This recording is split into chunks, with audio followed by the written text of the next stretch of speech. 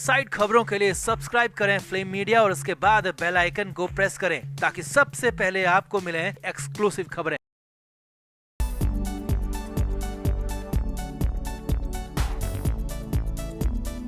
महाराष्ट्र चुनाव में वोटिंग की उल्टी गिनती शुरू हो चुकी है। अगले कुछ घंटों बाद वोटिंग शुरू होने वाली है, लेकिन वोटिंग से ठीक पहले महाविकास अघाड़ी को उद्धव ठाकरे को बहुत बड़ा झटका लगा है। जी हाँ, संजय राउत अपने घर में कैद हो गए हैं। जी हाँ, ये बड़ी खबर आ रही है कि संजय राउत ने घर से निकलना बंद कर दिया है। तो क्या वाकई में संजय राउत खुद घर से बाहर नहीं निकल रहे या फिर कोई और है वजह? संजय राउत नहीं निकलना ही नहीं चाहते हैं। तो क्या है पूरा मामला? क्यों संजय राउत को लेकर कहा जा रहा है कि वो हो गए घर के अंदर नजरबंद? और क्या वाकई में उद्धव ठाकरे का बूथ मैनेजमेंट फंस गया है? उद्धव ठाकरे के लिए नया खेल हो गया या फिर संजय राउत ने बगावत कर दी है चुनाव से पहले? सब कुछ आपको दिखाते हैं, बताते हैं। आप भी इस वीडियो को शेयर करें, कमेंट बॉक्स में अपनी राय जरूर दें।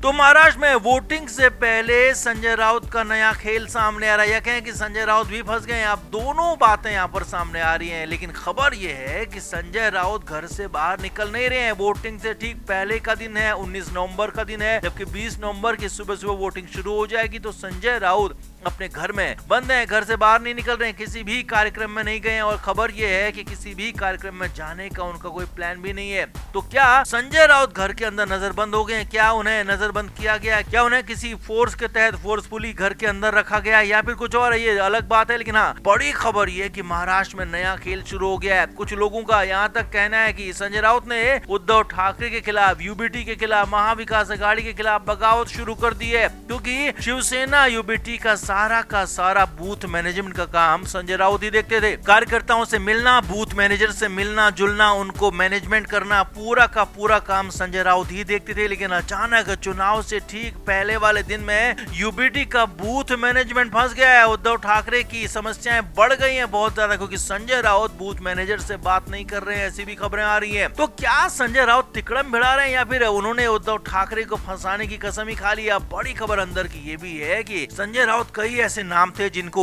अपने कोटे से वो विधायक का टिकट दिलवाना चाहते थे, लेकिन कर नहीं पाए। तो क्या संजय राउत आखिरी वक्त में कुछ ऐसा करना चाहते हैं कि अगर उनके मुताबिक चीजें नहीं हुई तो वो चीजें ही बिगाड़ देंगे? तो संजय राउत पर पहले भी आरोप लगते रहे हैं कि वो उद्धव ठाकरे की पार्टी के अंदर होते हुए उद्धव ठाकरे के ही खिलाफ काम करते रहे हैं। ऐसे कई बार आरोप लगे हैं और यहाँ तक कि कुछ लोगों ने, शिंदे गुट के कुछ नेताओं ने यहाँ तक कहा था कि उद्धव ठाकरे को संजय राउत खत्म करके ही मानेंगे, और इसकी उन्होंने सुपारी तक ली है। तो क्या चुनाव से ठीक पहले इस तरह से पीछे हट जाना, कैंपेनिंग में न जाना और यहाँ तक कि बूथ मैनेजर्स को ना संभालना, बूथ मैनेजमेंट की कार्रवाई से, बूथ मैनेजमेंट के पूरे जिम्मे से पीछे हट जाना, क्या संजय राउत कोई चाल चल रहे हैं, कोई नया खेल खेल रहे हैं, या फिर संजय राउत ने फाइनली बगावत ही कर दी है? क्या अंदर खाने किसी से मिले तो नहीं है? इस तरह के कई सारे सवाल उठ रहे हैं, खड़े हो रहे हैं, क्योंकि वोटिंग से ठीक पहले दिन संजय राउत घर के अंदर बंद हो गए हैं, घर के अंदर ही सब कुछ कर रहे हैं। या हो सकता है कि घर के अंदर से फोन पर बात कर रहे हो, फोन पर चीजें मैनेज कर रहे हो, ऑनलाइन चीजें, वर्चुअली चीजें मैनेज कर रहे हो। लेकिन ये बातें आपको बता दें कि ये खबर मुंबई से आ रही है सूत्रों के हवाले से कि संजय राउत ने घर से निकलना बंद कर दिया है। संजय राउत पूरी तरह से घर के अंदर कैद है और वोटिंग से ठीक पहले ऐसा होना कई सवाल खड़े कर रहा है। तो अब हालांकि उद्धव ठाकरे का इस पूरे मामले पर अभी तक वर्जन आया नहीं है, लेकिन खबर यह भी है कि उद्धव ठाकरे खुद परेशान है, क्योंकि उनकी सेहत ठीक नहीं है और खराब सेहत के बीच उन्होंने लगातार प्रचार किया था, कई जगहों पर रैली की थी। तो ऐसे में कहीं चुनाव के दिन उद्धव ठाकरे पर भारी न पड़ जाए और नतीजों के दिन और ज्यादा भारी न पड़ जाए, क्योंकि वैसे भी उनके हालात ठीक नहीं बताए जा रहे हैं। महाविकास अघाड़ी के अंदर भी उनकी कंडीशन तीसरे नंबर की बताई जा रही है। तो कुल मिलाकर उद्धव ठाकरे के लिए हालात बिल्कुल भी अच्छे नहीं है, मुश्किल हालात हैं। और अब आगे क्या होगा ये देखने वाली बात होगी, समझने वाली बात होगी। तो आपका इस पर क्या कहना है? क्या वाकई में उद्धव ठाकरे के लिए मुश्किलें आगे और ज्यादा बढ़ने वाली हैं या फिर आसान उनके लिए चीजें हो जाएंगी? संजय राउत कुछ और ही कर रहे हैं? आप क्या मानते हैं? कमेंट बॉक्स में जरूर बताएं, वीडियो को शेयर भी करें। तो महाराष्ट्र में 288 सीटों पर वोटिंग होने वाली है और इसके लिए लगभग चुनाव प्रचार खत्म हो गया है। तो उसके बाद अब सीधे 20 नवंबर को वोटिंग होगी और 23 नवंबर को चुनाव के नतीजे आएंगे। अब चुनाव में वोटिंग से ठीक पहले महाराष्ट्र को लेकर एक बड़ा सर्वे डीबी का आया और उसमें बड़ी बातें सामने आई हैं और हालात ये हैं कि यहाँ पर किसी भी पार्टी को अकेले दम पर बहुमत मिलता हुआ नजर नहीं आ रहा। जी हाँ, हालात ये हैं कि बीजेपी और शिंदे गुट भी एक तरह तरह से बहुमत से दूर रह सकते हैं और यहाँ तक कि निर्दलीय छोटी पार्टियां यहाँ पर किंग मेकर बन सकती हैं। 25 से 30 सीटें ऐसी हो सकती हैं जिनमें निर्दलीय और छोटी पार्टियां जीत सकती हैं और यही पार्टियां चुनाव के बाद सरकार बनाने में किंग मेकर साबित हो सकती हैं। अब यहाँ 5 पॉइंट में समझिए महाराष्ट्र के रुझान और सियासी समीकरण। महाराष्ट्र में सबसे पहले महायुति की बात करें तो बीजेपी 148 सीटों पर चुनाव लड़ी है, लेकिन इस सर्वे के मुताबिक एक बड़ी खबर यह है कि बीजेपी 80 से 90 सीटों पर ही मजबूत दिख रही है। यानी कि 2019 में बीजेपी को 105 सीटें मिली थी तो उसको यानी कि बीजेपी को यहाँ पर नुकसान हो सकता है, बड़ा नुकसान,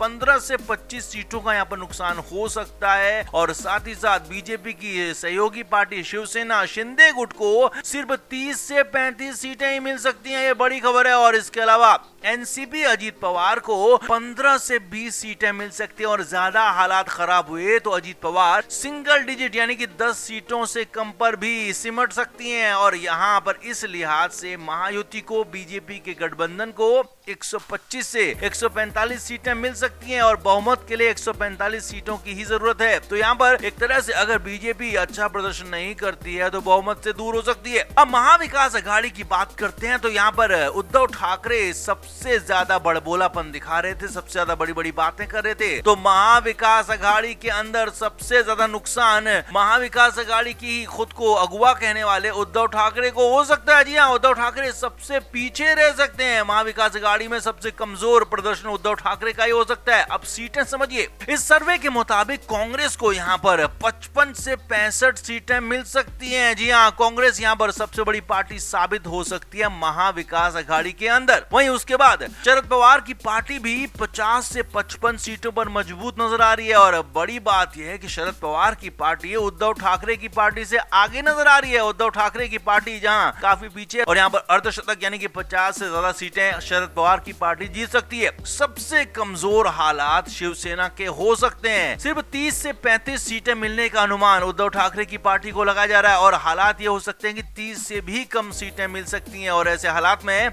महाविकास अघाड़ी को 132 से 155 सीटें मिलने के आसार नजर आ रहे हैं। यानी कि महाविकास अघाड़ी को भी अकेले दम पर पूरा बहुमत मिल पाएगा ऐसा फिलहाल दिख नहीं रहा। लेकिन हाँ, नाना पटोले एक तरफा जीत यहाँ पर दिला सकते हैं अपनी पार्टी को, क्योंकि कांग्रेस पार्टी यहाँ पर करीब करीब 100 सीटों पर लड़ रही है और पिछली बार उनकी सीटें काफी कम थी। तो यहाँ पर 65 सीटों तक अगर कांग्रेस पार्टी पहुंच जाती है तो फिर मुख्यमंत्री पद पर कांग्रेस अपने आप से बड़ा दावा करेगी। नाना पटोले इसके लिए बड़े दावेदार हो सकते हैं। बड़ी खबर ये भी है, यहाँ पर बड़ा इक्वेशन ये भी है यहाँ पर कि महाराष्ट्र में छोटी पार्टियां इंडिपेंडेंट कैंडिडेट को 20 से 25 यहाँ तक की 30 सीटें भी मिल सकती हैं। और अगर दोनों ही गठबंधन बहुमत से दूर रह जाते हैं, सरकार बनाने के आंकड़े से दूर रह जाते हैं, तो फिर इन छोटी पार्टियां इंडिपेंडेंट कैंडिडेट का बड़ा महत्व हो जाएगा। इनकी भूमिका सबसे अहम होगी और ये किंग मेकर बन सकते हैं। तो महाराष्ट्र में छोटी पार्टियों पर किसने कितना दांव खेला है ये देखने वाली बात होगी। लेकिन हाँ, वोटिंग से ठीक पहले ये साफ हो गया है कि महाराष्ट्र में उद्धव ठाकरे की पार्टी सबसे कमजोर साबित हो सकती है महाविकास अघाड़ी के अंदर और कांग्रेस पार्टी यहाँ पर नाना पटोले की पार्टी यहाँ पर आगे रह सकती है। और उद्धव ठाकरे को ये बड़ा झटका लग सकता है क्योंकि उद्धव ठाकरे खुद को मुख्यमंत्री बनाने की पैरवी करते रहे हैं। तो यहाँ पर उनकी पार्टी अगर सिर्फ 30 सीटें जीतती हैं तो फिर मुख्यमंत्री बनना उनका सपने का सपना ही रह जाएगा। तो आपका इस सर्वे पर क्या कहना है, आप क्या मानते हैं? आप भी अपनी तरफ से जरूर बताएं कि आपके मुताबिक कितनी सीटें किस पार्टी को और किस गठबंधन को मिल सकती हैं। कमेंट बॉक्स में जरूर बताएं और वीडियो को शेयर भी करें। Film media report.